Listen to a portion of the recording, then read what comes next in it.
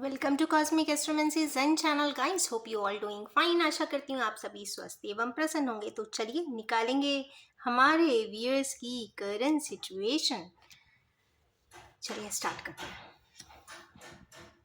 हैं। क्या बात है। ट्विन फ्लेम की रीडिंग है, इमोशनल बॉन्ड की रीडिंग है। ऐसा लगता है कि स्टार्टिंग ही रेडिएंट बॉन्ड से हुई है। चलिए और एनर्जीज निकालते हैं। क्या बात है, अच्छे अच्छे कार्ड्स आ रहे हैं। डिवाइन जजमेंट आ गया। Okay okay okay.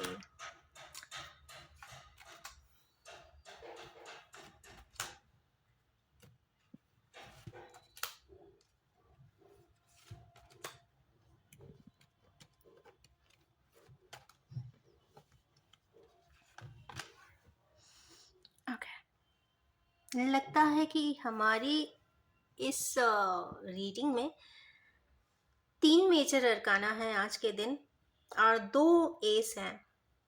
S of cups and ace of swords आई है। तो लव रीडिंग या लव ट्रायंगल या love and love complex relationship से रिलेटेड ये रीडिंग है और उस पे ही कोई मेजर जजमेंट ऊपर वाले की तरफ से आया है, ऐसा लगता है मुझको। ये कार्ड्स रिवील कर रहे हैं कि यहाँ पे कुछ मेजर डिसाइसिव टाइमिंग चल रही है ऊपर वाले की तरफ से।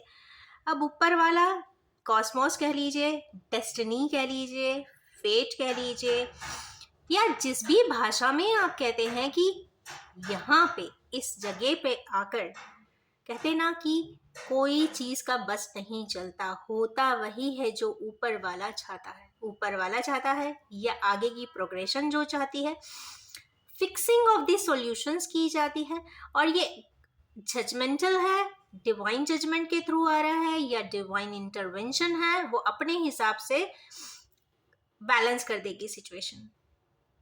तो इस जगह पे रुपया, पैसा, धन दौलत, लग्जरी, कंफर्ट कुछ काम नहीं आता।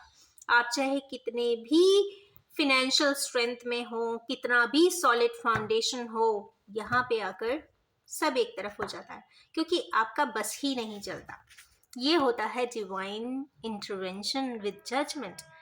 तो यहाँ पे एक लव या फिर डिवाइन यूनियन या फिर डिवाइन जर्नी की बात हो रही है। जर्नी ऑफ लव कह सकते हैं या फिर डीएम एंड डीएफ की हायर सोलमेट की जर्नी कह सकते हैं। जब भी ऐसे लोग जिंदगी में आते हैं तो हायर ऑब्जेक्टिव का होता है, higher objective, higher perspective, higher evolution and progression होता है। 999 हर्ट्ज की वाइब्रेशन में ये लोग आते हैं। जैसे मैंने कल भी आए थे, कल भी मैंने बताया था कि जनरली इनका एक दोनों के कॉन्टेक्स्ट एंड सिचुएशंस एक्सट्रीमिटी पे होते हैं। एक डार्क होगा तो एकदम वाइट होगा, एक कॉम्प्लेक्सेस में होगा तो एक सिल्वर स्पून के साथ होगा। कहीं ना कहीं जो एक ड्रामा की सिचुएशन, इम्बैलेंस की सिचुएशन होती है वो काफ़ी लंबी चौड़ी होती है। तो उस डिफरेंस एंड रिफ्ट को यहाँ पे मर्ज करते हुए कॉस्मोस ही दिखाई दे रहा है। क्योंकि देखिए, कोई भी रिश्ता, कोई भी बॉन्ड, कोई भी हैपनिंग इंसान के साथ सिर्फ तभी होती है जब वो या तो डेस्टिन्ड हो या तो होने को हो, राइट टाइम पे नहीं हो गई हो, स्वीप कर दी गई हो, लोअर फ्रीक्वेंसीज यूज करके किया गया हो, स्ट्रॉन्ग इंटेंशन सेट करके किया गया हो, उसको एक राइट टाइम पे नहीं होने दिया गया हो। कुछ भी कॉन्टेक्स्ट हो सकता है, पर कहते हैं जब जजमेंट होता है ऊपर वाले के यहाँ तो सारी चीजें बैलेंस होती हैं, डेस्टिनफुल एक्ट होते हैं। भाषा में आप चाहे डेस्टिनी कह दीजिए या प्रोग्रेशन कह दीजिए या बैलेंसिंग कह दीजिए, पर जो भी है जजमेंट है, डिवाइन इंटरवेंशन है। इस पे किसी भी प्रकार की कोई भी स्टेक लगाने के बाद आप उसे कहते ना अपने हिसाब से मोल्ड नहीं कर सकते, मेंड नहीं कर सकते। आपको वही चीज प्राप्त होती है जैसा आपने किया होता है। इंटेंशंस जरूर चेक किए जाते हैं कि इंटेंशंस क्या था, और सिर्फ ऊपर वाला, एक इंसान, एक इंडिविजुअल और ऊपर वाला सिर्फ दो ही जानते हैं कि एक्चुअल क्या प्रॉब्लम था, कहाँ था, कितना था, कैसा था। नेक्स्ट कार्ड यहाँ पे जो है वो एस ऑफ कप का है। ये दोनों को मैंने इकट्ठा ही इम्प्लाई कर दिया है। Next coming to the ace of cups and ace of swords. जब एस दोनों ही आते हैं, यहाँ पे कप भी है, प्लानिंग एंड स्ट्रैटेजी भी है, तो ये तो कंफर्म बात है कि ये मेरे ख्याल से ये रीडिंग इस किंग ऑफ वैंड्स की हो रही है, जो मेरे ख्याल से अथॉरिटी में भी होंगे, प्रेस्टिजियस भी होंगे, उनका लाइफ में देखने का नजरिया सिर्फ एक ही तरफ रहता होगा, कुछ इस तरीके की चीजें दिखाई देती है। बट उनसे रिलेटेड ही कुछ रीडिंग यहाँ पे समझ में आती है। तो ऐसे जो भी divine sorry wand of king की एनर्जीज में जो लोग हैं, इर्रिस्पेक्टिव ऑफ द जेंडर आप अपने हिसाब से देख लीजिए, तो उनके लिए यहाँ पे कुछ डिसाइसिव वो खुद करते हुए दिखाई दे रहे हैं, क्योंकि यहाँ पे और कोई पर्सन ऐसा दिखाई नहीं दे रहा है, ये स्वयं कर रहे हैं और अपने लिए कर रहे हैं। और इसमें डिवाइन इंटरवेंशन है, तो ऊपर वाले की तरफ से गाइडवे, इनर गाइडेंस इनको कंप्लीटली मिलने वाली है। ये किन्हीं परिस्थितियों से चले जाना चाहते हैं, कॉम्प्लेक्स सिचुएशन से चले जाना चाहते हैं, या फिर ऐसा हो सकता है कि एक समय पे ये कॉम्प्लेक्स सिचुएशन से चले गए थे, डेस्टिनी से कहते हैं ना ओवरलैप या ओवरराइड करके चले गए थे, या कुछ ऐसी बात थी जिसको उन्होंने ओवरराइड किया है, तो उस समय पे उन्होंने समय पे बैलेंस की हुई है चीजें। पर यहाँ पे फिर अगेन ये आ गया seven of cups. Seven of cups यहाँ पे पास्ट लाइफ टाइज भी बताता है, सैटर्न के लेसन्स भी बताता है, सारी चीजें भी बताता है, मटेरियलिस्टिक गेन्स भी बताता है, और इनका हायर ऑब्जेक्टिव यहाँ पे मटेरियलिस्टिक गेन ही दिखाई दे रहा है। बट यहाँ पे चूंकि ट्रांसफॉर्मेशन भी है, तो डेफिनेटली ये ट्रांसफॉर्मेशन होने के लिए इनके साथ कुछ ऐसे सर्कमस्टेंसेस जरूर बनेंगे जिससे कि वो हायर सेल्फ से कनेक्ट कर सके।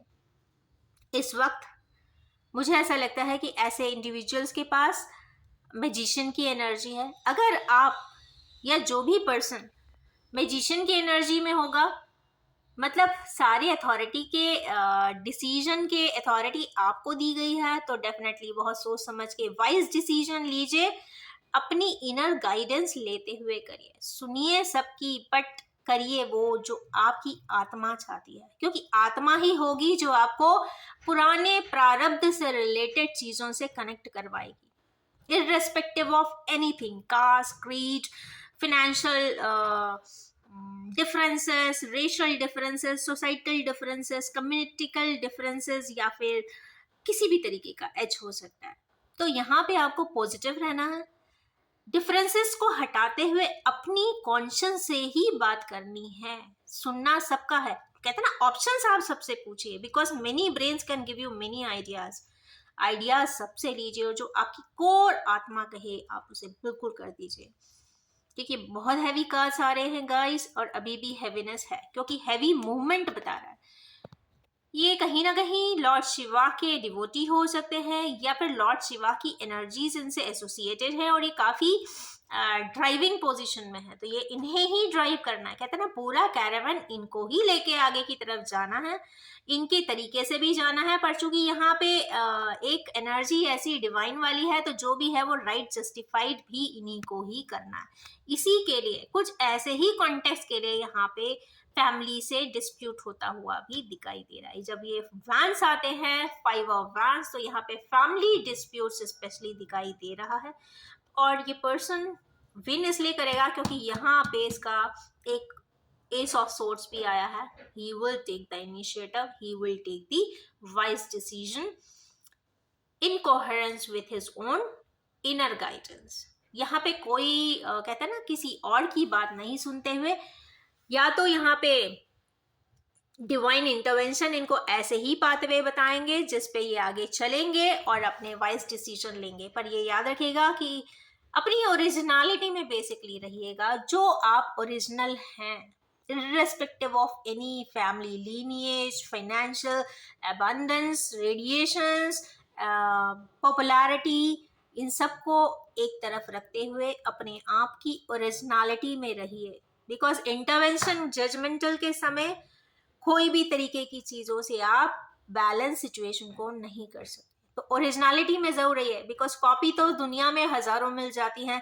पर कहते हैं ना बी ओरिजिनल, और मैजिशियन की एनर्जी में रहिए, पावर में रहिए। Sorry guys for the interruption. तो पावर में रहिए, पॉजिटिव रहिए और सोच समझ के वाइज डिसीजन लीजिए, स्पेशली अबंडेंस के लिए, और उसके बेसिस पे ही मूवमेंट भी है। तो 3 मेजर हैवी अरकानाज है और काफ़ी अच्छी रीडिंग है, कोई हायर सोलमेट के लिए ही है ऐसा मुझे लगता है। एश्योर्ड यहाँ पे सक्सेस भी है अगर आप या हमारे व्यूअर्स जो भी इस रीडिंग तक आए हैं वो एक वाइज डिसीजन लेना चाहते हैं, तो डेफिनेटली जो भी होगा बहुत अच्छे के लिए ही होगा, हायर एवोल्यूशन के लिए भी होगा, प्रोग्रेशन के लिए भी होगा। तो ये रही आज की बहुत ही हैवी सी रीडिंग। और ये भी बताना चाहूंगी कि general collective timeless and gender free reading है, जब भी आपके सामने आएगी कुछ ना कुछ जरूर रेजोनेट कर देने वाली है। अगर आप भी इस ब्यूटीफुल सी एनर्जी से रेजोनेट कर देना चाहते हैं, क्योंकि मैजिशियन की एनर्जी आई है भाई आज, तो definitely like share comment and subscribe my channel and do tune with it and have a nice day. Thank you so much.